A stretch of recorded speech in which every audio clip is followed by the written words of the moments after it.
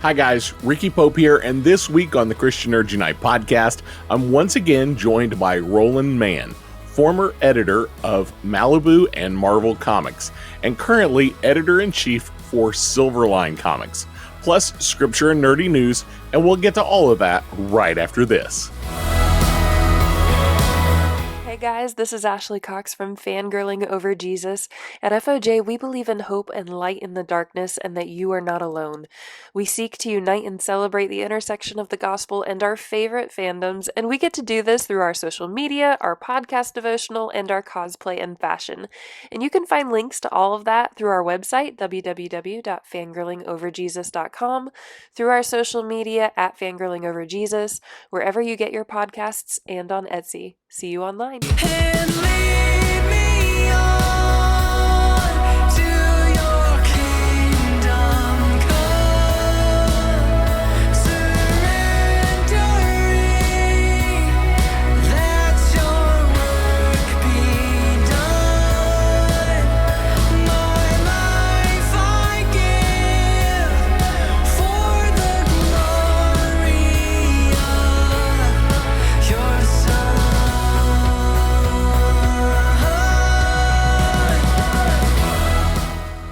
I really appreciate everyone who watches and listens every week to the Christian Nerd Unite podcast. We're part of the Christian Nerd HQ podcast network, and we drop new content every day. Christian Nerd Unite on Mondays, Tatooine Sons on Tuesdays, Fangirling Over Jesus on Wednesdays, The Reverend and the Reprobate on Thursdays, and the Speaking Nerdy podcast every Friday. Go to ChristianNerdHQ.com to follow all the podcasts and check out the Christian Nerd HQ YouTube channel for even more great content. Well, let's start with some scripture. Zechariah 4:6-10. Then he said to me, "This is what the Lord says to Zerubbabel. It is not by force nor by strength, but by my Spirit, says the Lord of heaven's armies. Nothing, not even a mighty mountain, will stand in Zerubbabel's way. It will become a level plain before him. When Zerubbabel sets the final stone of the temple in place, the people will shout, 'May God bless it, may God bless it.'" Then another message came to me from the Lord. "Zerubbabel is the one who laid the foundation of this temple, and he will complete it. Then you will know that the Lord of heaven's armies has sent me. Do not despise these small beginnings, for the Lord rejoices to see the work begin, to see the plumb line in Zerubbabel's hand." That line, "do not despise these small beginnings." Zechariah is seeing a vision of the second temple being built. And many would moan and complain that it was not as grand as the first temple that Solomon had built. But God said not to worry. He had bigger things in store. This small second temple is where Jesus preached. This small place would be a site of the greatest happenings in the New Testament. We might see it as small, but God sees the big picture. We need to take this advice as well. Maybe our ministry seems small, but we're only seeing the temporal, what is here and now. We can't see God's grand design yet.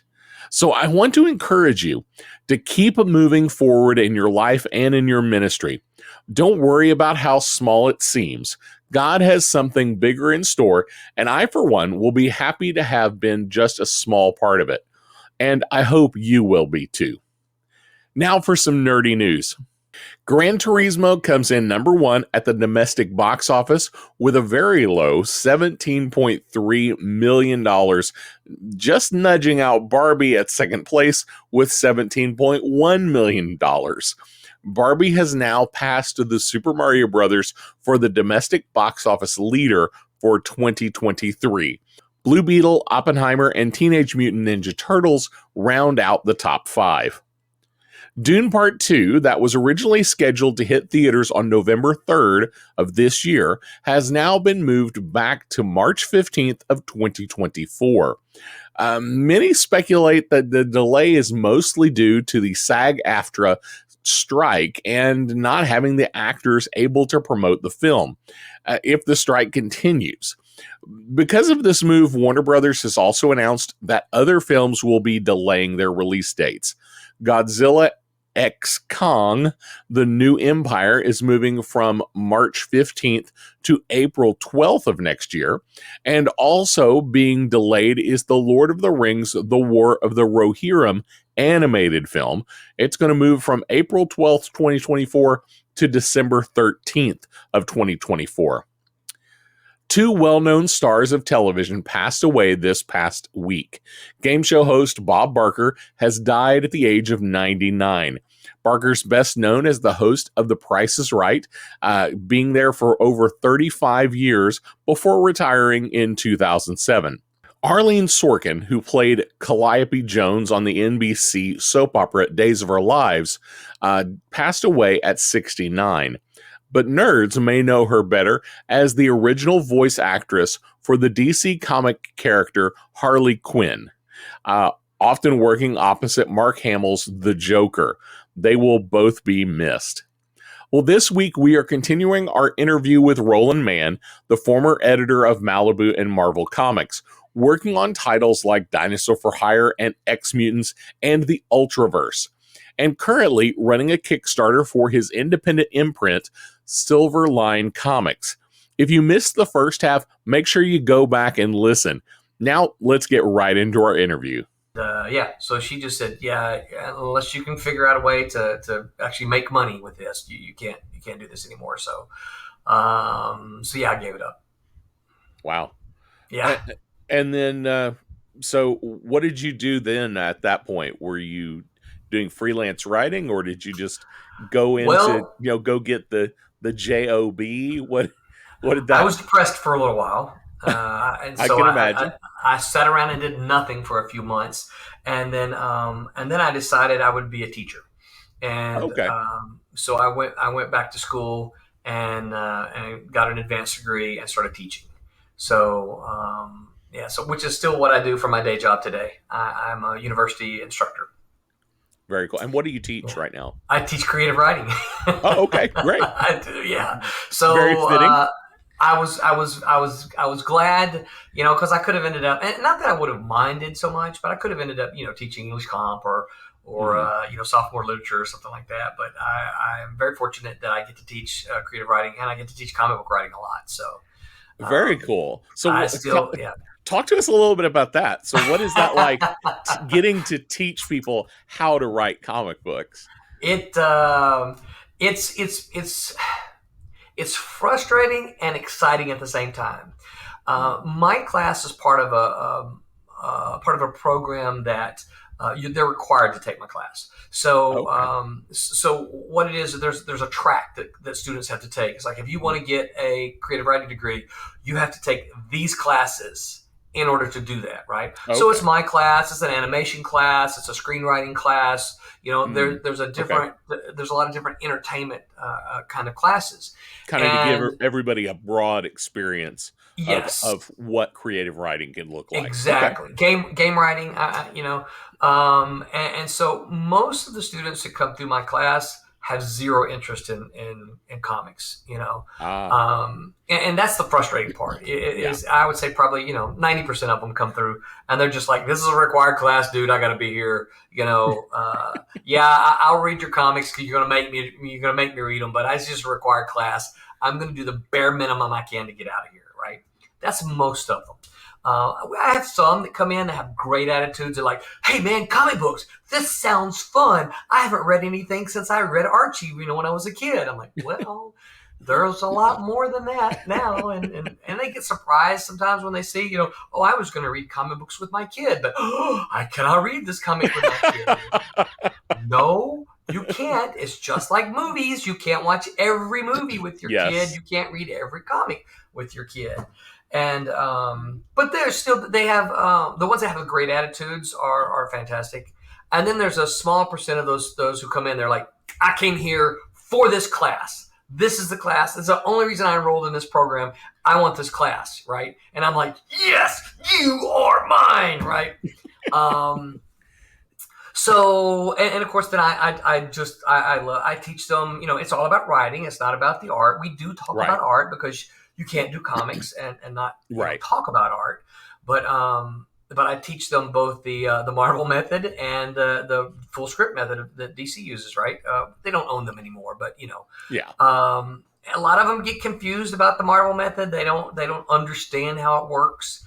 But I get to it's fun. I get to talk to them about things like splash pages and panels and page turners and double page spreads, and a lot of these terms 90% of my students don't even know what they've never heard of them before. So and a lot of times I get to introduce them to things like Bone.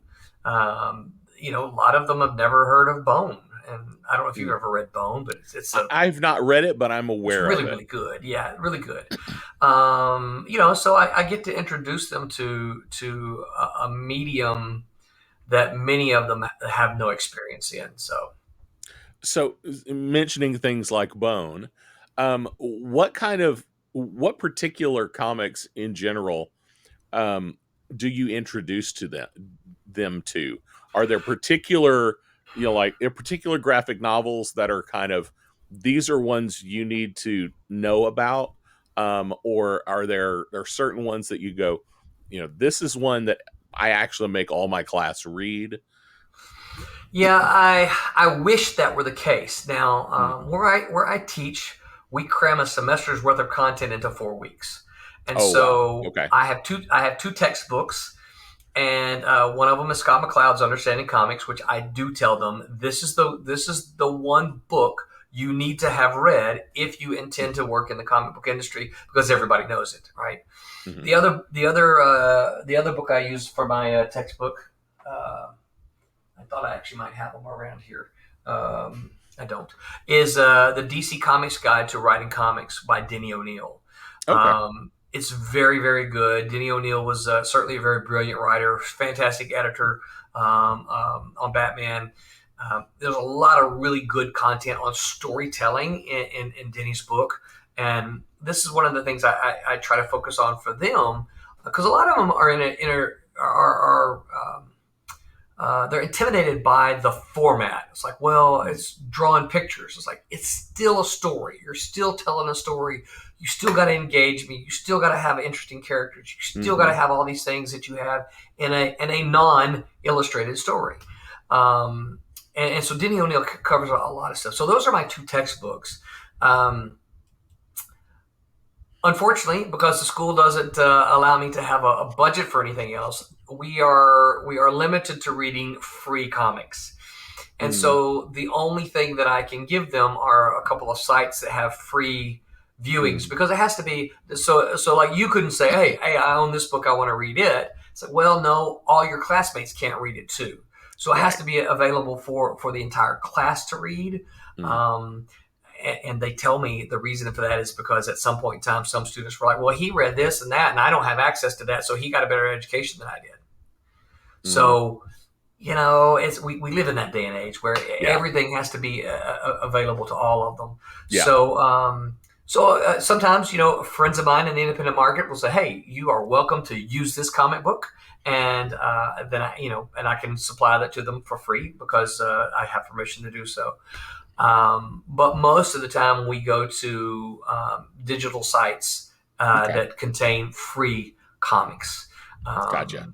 And so we usually talk about some. I try to talk about some of the pivotal books in the industry. I've written them there's a history lecture of comics in which I touch on some of the things in comics history.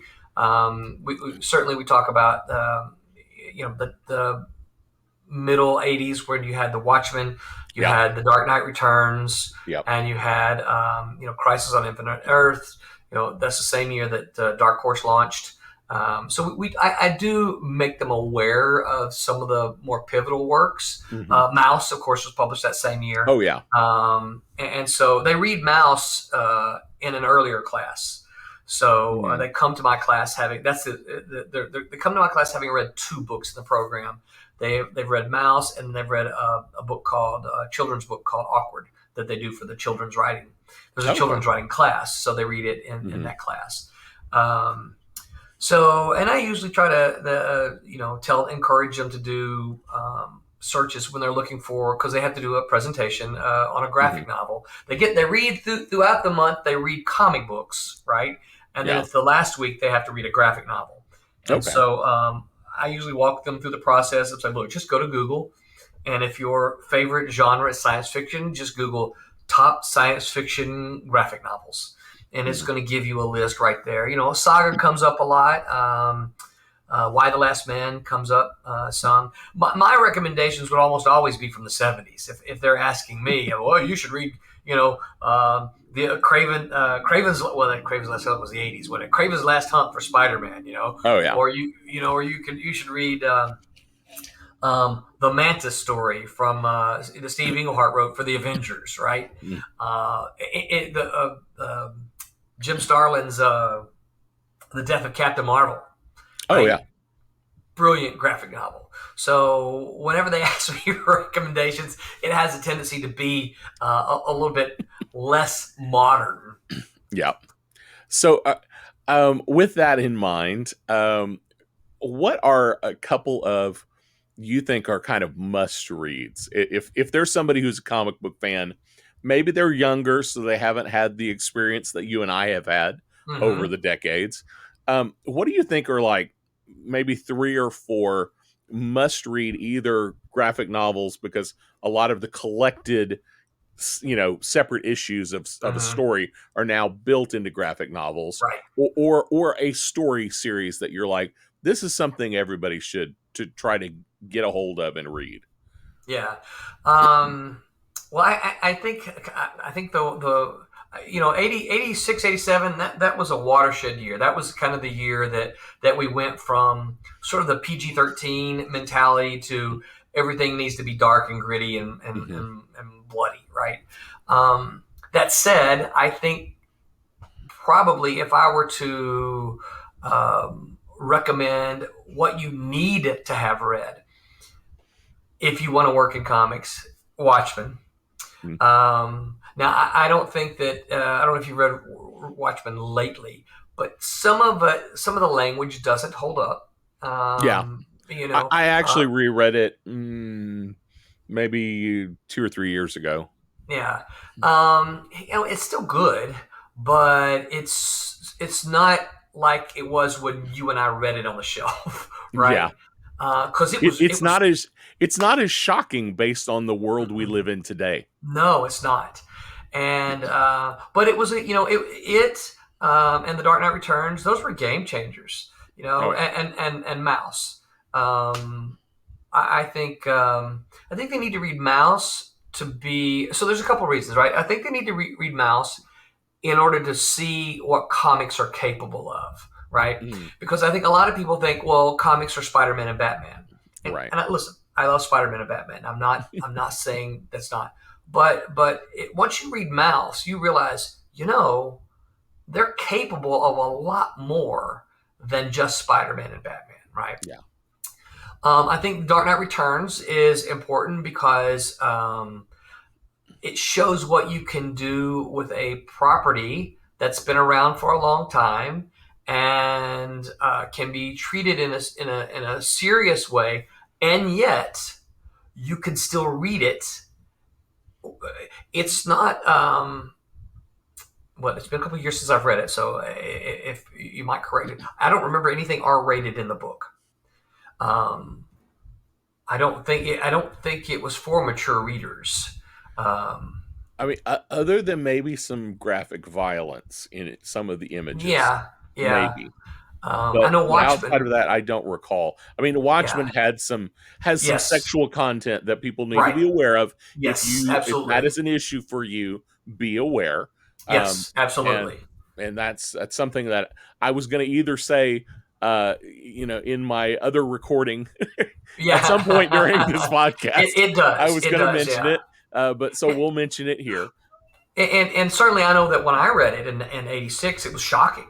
Oh, Some of that absolutely. was very very shocking. Ooh, Well, well, and I mean, not. I mean, can you have a spoiler for a book that's 40 I don't years think so. 30 I 40 don't think years so. old now? Yeah. i mean No. i mean one of the big cruxes of that the Watchmen story is an issue of sexual assault. Mm-hmm. Yeah. Yeah. So it does kind of need to come with warnings. Yeah. But I don't think the Dark Knight Returns was that way, because you got to remember No, I don't think this so. was still a DC book, right? I mean, this Yeah. is I mean, Watchmen was As too, I but recall, the Dark Knight Returns, the maybe the more shocking parts are any graphic violence images, because yeah, it may have been a little stronger artwork than maybe some other than the right, general Superman comic book right, at the yeah, time. yeah. But I think it's important because I think that I'm of the belief that I think that we should try, as entertainers, we should Mhm. try to make our work as accessible to all as possible, Yeah. right? And part of the reasoning behind that is why would you like all right, so let's I know I'm going to get a lot of barbs for this, probably from some of the listeners. It's like, why would you make people always argue with me? It's like, why would you make Deadpool rated R? Well, you have to make Deadpool rated R. I'm like, no, you don't. You really don't. You can No. do Deadpool without being rated R. Yeah. It's like, what? No, you have to. It's like, no, you don't. Deadpool existed without being rated R for about a decade, and he did just fine, Yeah. right? There's a lot of that. A lot of the R, in my opinion, a lot of the R-rated stuff is just gratuitous, right? And it's Yes. just I a agree. writer saying, "Hey, look, I'm going to put this in here because I can," right? Mhm. I'm of the opinion that your imagination, my imagination, the imagination of the reader is much stronger than what an artist can actually draw. If I'm going to draw, let's just say, if I'm going to have, let's just say, a rape scene, right? That I want Yeah. to communicate. This is tough. This is hard. I don't need to graphically show that to communicate that to you. I Yes. can I can suggest shadows and closed doors, or Mhm. there are things that I can do without showing that graphically to let Mhm. you know what's happened. And the thing about it is, in your imagination, because you can't see it, you're imagining what's happening. And in your mind, it's awful, nasty, horrible stuff. It- Now, in in the some other, of the best horror movies, we yes, barely see the right. monster. That's it. And Yeah. that's almost more frightening Yes, than absolutely. than just showing it outright. Because your And I think imagination that's is the different than same. mine, Yeah. you Yeah, and know? I think that's the same kind of thing. There are so many other ways you can communicate this horrible thing has happened Mm-hmm. without actually showing this horrible thing. Yes. Yeah. Yeah. As far as anything, I'm a big fan of. I've always loved Spider-Man. Spider-Man's one of my favorites. There's so many Spider-Man stories I think that I would recommend, but probably at the top of my list, because you can get it in the trade now, is Craven's Yeah. Last Time. Yeah, that's a Um, good one. it's a very very good story. Are you a big X-Men fan? Not huge. I read X-Men. Of course, I read the Claremont Okay, the Claremont the Claremont days. Burns stuff. Yeah. Yeah. And I read through probably just a few issues post Jim Lee, Okay. when he left to start Image. I Yeah. probably read a few of them and then just kind of lost interest in it. I Mhm. can only remember who was writing it at the time. Like, yeah, I don't I think it was don't Claremont, but I I don't don't remember. either. Yeah, my some of my favorite comics ever are the Claremont Burn. Was good. Such a Yeah, great combination. yeah, Great artwork, good stories. Sometimes they were a little off the rails, but yeah, yeah. Claremont was famous for dropping stories that he just never returned to. yeah, He had put in a subplot, and then you're like, what happened to this thing that was 3 issues ago? And he just forgot about it. Yeah. well, Uh, let's get into something a little more recent here. okay. So you are in the middle of kind of a resurgence. You've Yeah, got a Kickstarter happening. I do. Talk to us a little bit about what this is, how this all started, why your wife said it was okay to do comics again. Yeah, yeah. Um, yeah. So the beauty of it is, somewhere between the time I lost a lot of money and before the time I started, just before I started writing again, I became a believer, and it took a few years for me to sort of get the message from God, and talking with my wife, he's like, dude, and I think Jesus might call me dude, right? Like, dude, I'm good with it. I gave you the gift to tell stories with the intent that you use them for me. Hmm. You didn't do that the first time. I'm telling you, you need to try it again.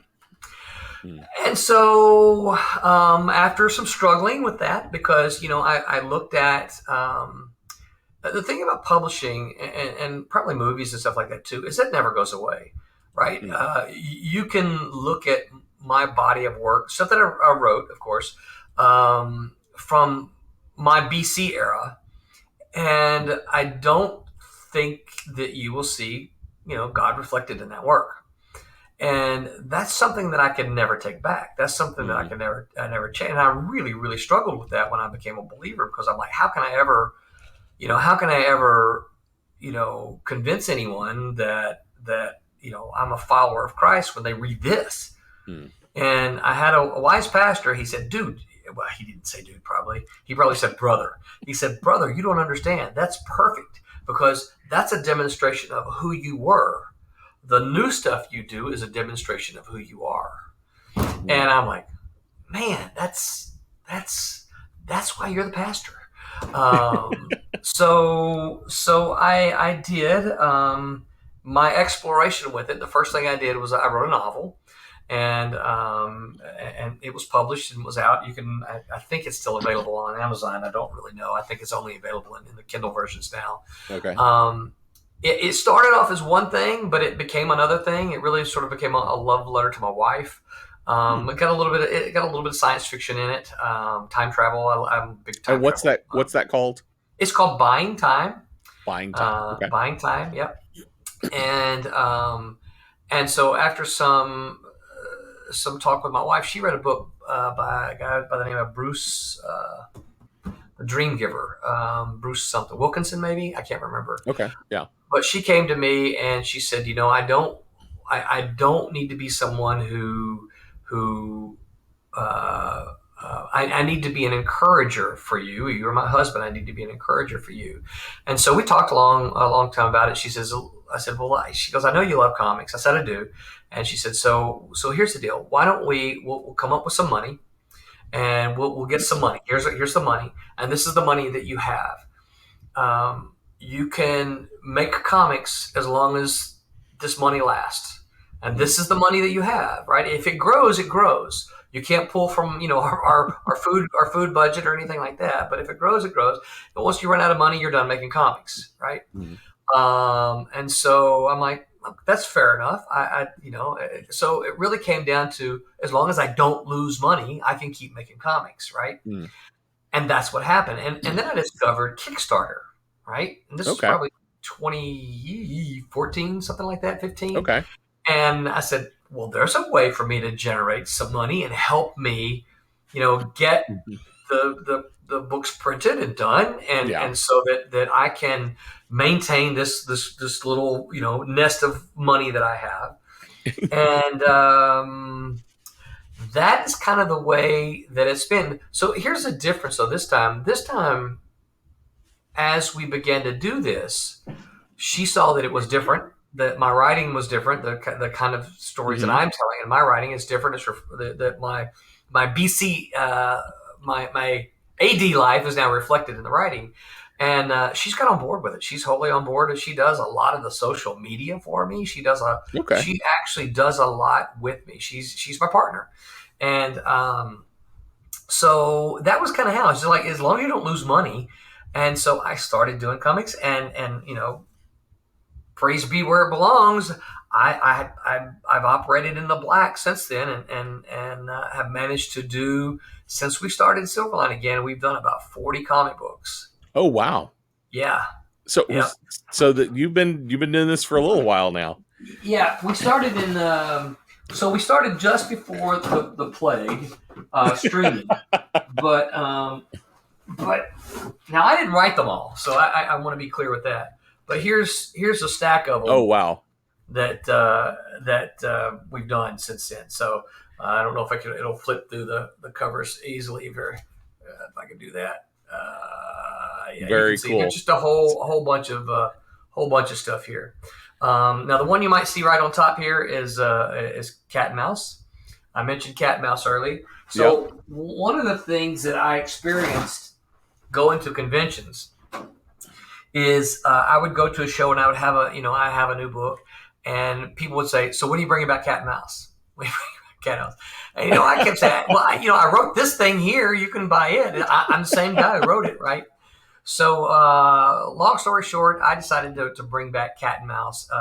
This is what we're actually kickstarting is issue number 4 of volume 2. So, Okay.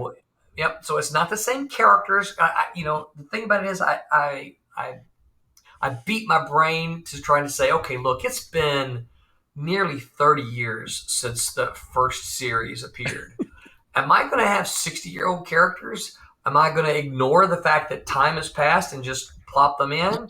So I decided that the first Cat and Mouse volume, issue number 18, it ended. There was an end to it. Okay. They were geographically in a different location from where the story took place.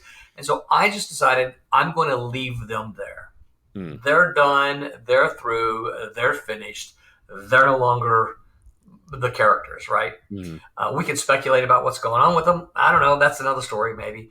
But so I took 2 brand new young characters and created this volume 2 with them. My focus has been on human trafficking. The story is set in New Orleans, and my pitch for it is Brett gets a call one day from his ex-fiance that says, "Hey, my kid sister ran away. Would you go get her and bring her home?" It's his ex-fiance, so he doesn't really want to do it, but he's studying to be a police officer, so he says, "Let me see what I can do." So he goes to New Orleans only to find out that the kid's sister has been caught up in a human trafficking ring. So he has to figure out how to get her out of the human trafficking ring and get her home. And yes, there are ninjas involved. Always good thing to have ninjas. Always good to have ninjas, yeah. So readers Very of the first volume will see a lot of familiar characters because I kept a lot of the secondary characters. I did some of that. I just ignored time, right? And there is an acknowledgement of time having passed, but I'm not going to say it's been 2 years, it's been 20 years. I'm just going to say some time has passed, right? Yeah. But but if you didn't read the first volume, you don't need to have read it, right? Because there are 2 brand new characters are coming in and they're doing, they're doing what they do. So we are kickstarting issue number 4. That means though that you can get issues 1, 2, and 3 if you're like, hey, I'm just now hearing about this. I missed issues 1, 2, and 3. You can get the whole thing. It's not in a collection yet, so you're still buying, the floppies. Individual. We will do a collection, but that's going to be after this, and not immediately after this either. It's we'll give some time, but yeah. So this ends the first miniseries, and I'm already into the second miniseries, which would. Technically, so some of my fans were telling me I need to keep legacy numbering, and I get it, but I don't know. Whenever you go to comic shops, they like the new number 1s. Yes. Oh yeah. A new number 1 sells better than a number 5. So so I'm not that inclined to do that at this point, and it's simply for that reason, and I get it. I understand the desire to have a number 5, But yeah, but by number five, my next number one, I'm already the penciler has already done. I want to say 13 pages of it. Oh wow. So yeah, so we're moving right along. Anybody we might recognize working on the book with you? So the first issue, so you'll see covers actually by Dean Zachary. Dean Zachary is the guy who, if you're familiar with my Malibu work, Dean Zachary drew the Ferret. He drew Okay. some of the issues of Nightman, Okay. and let's see who else. Roberta Conroy is coloring it. She was one of the Malibu colorists. Okay. Yep. Let's see who else. Barb Kalberg is inking it. She inked a whole bunch of stuff at Malibu back in the day, so she's the inker. It's like a Malibu reunion over there. Well, the funny thing about it is very much is the first gaggle of folks that kind of got the ones who sort of pushed me into it were all ex Malibu. Dean Zachary, Kevin Gallagly was the first guy who was attached as colorist, and Barb Kalberg. Kevin Gallagly was a Malibu colorist. Of course, Dean did Ferret, Nightman. Barb inked a whole bunch of stuff. They were all ex Malibu people, and they're like, dude, you need to. They're the ones who kind of pushed me into it, along with the assistance from my wife. So yeah, it's not unusual that I reach out, and in fact, I can't tell you who because it's still a bit mum, but based on here's what I'll give you some really good hints. Based on the titles that you sent me, I think that you might be very interested. Who is actually going to be doing a story with me and Silverline soon? It has not been announced yet. Very cool. My team doesn't even know who it is, so I can't tell you for that reason. But I think you might be very interested in that. And he's going to be doing a 3-issue miniseries for me. So well, I'm very excited about definitely keep my eyes peeled for that. It's definitely a Malibu connection. I will say that. Very cool. Well, before I ask my last question, which is how people can find you, how is your faith playing into what you're doing right now? Would you call these faith-based comics, or are these just comics that happen to be written by a guy who's a believer? The second option, let's see. So here's my thing. When I got back into comics, and of course, I mentioned my struggle. When I got back into writing, I said, my thing is this. I don't, because we talked a little bit off air, and I saw some product that I looked at as faith based or as Christian product, and I looked at it and I said, I don't think the content is or I don't think the quality is where it ought to be. I think there was a lot of good hearts involved, but I would look around and I would say, this is kind of what people think about when they think of Christian entertainment, and I believe it ought to be better than that, right? Mm-hmm. And I also think that people, if I were to come to, a lot of people are turned off. If you say, "Oh, this is a Christian comic book," well, I'm not a Christian. I'm not going to read it, right? We could probably talk for hours. I could make some arguments that Spider-Man, that Captain America, that a lot of these heroes embody Christian elements, particularly early on, right? I don't know so much. I don't read really Marvel DC today, but early on, there was so much of that Christian element embodied in their character. And so I decided what I really want to do. That moral compass. Yes, I actually had an apologetics guy who wrote a book about how you can find Christian faith ideas in a lot of the heroes we see in movies. Yeah. And I asked him the question. I said, why do you think that these secular writers still tell these stories that have such faith-based moral ideals built into them?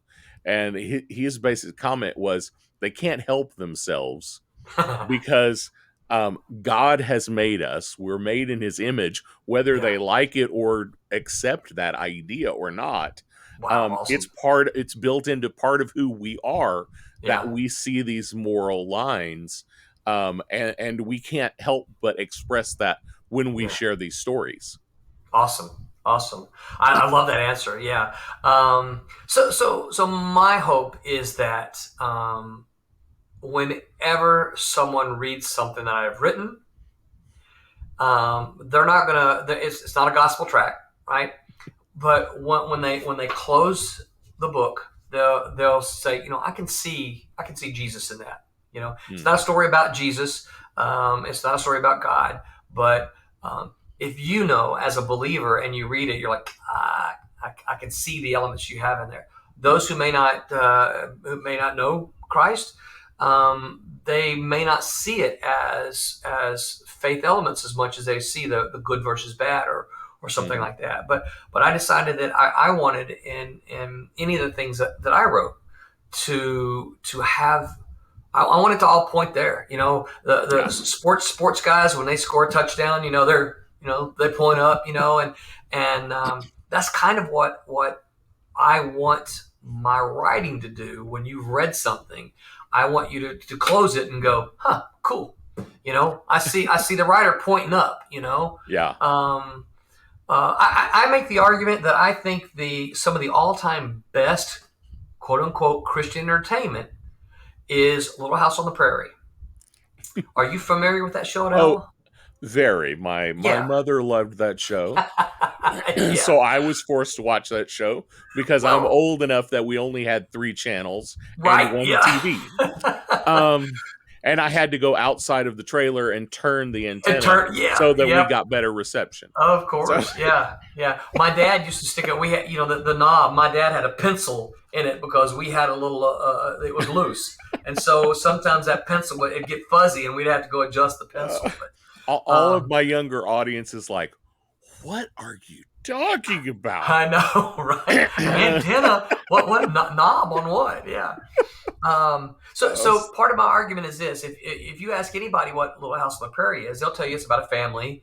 In the I think it's 1870s. Something like In the that. pioneer family in the Yeah. Americans, right? But I would argue that it's not just that. It's about a family of believers Hmm. who live in the prairie. What happens? They're telling a story. Paul gets in a fight. And Ma says, now, Paul, you know that ain't the Christian thing to do. And Paul says, you're right, Ma. I guess I got to go apologize.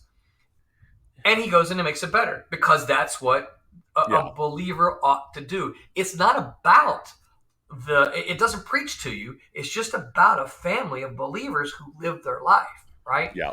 And that's kind of the way I want my work to be. I want it to be. Very I cool. want you to say, "Hey, I'm reading about this dude and this girl who are fighting human trafficking, and you know what? This dude is a believer, and I can see his struggles as he tries to fight human trafficking. Right? Mm. That's yeah.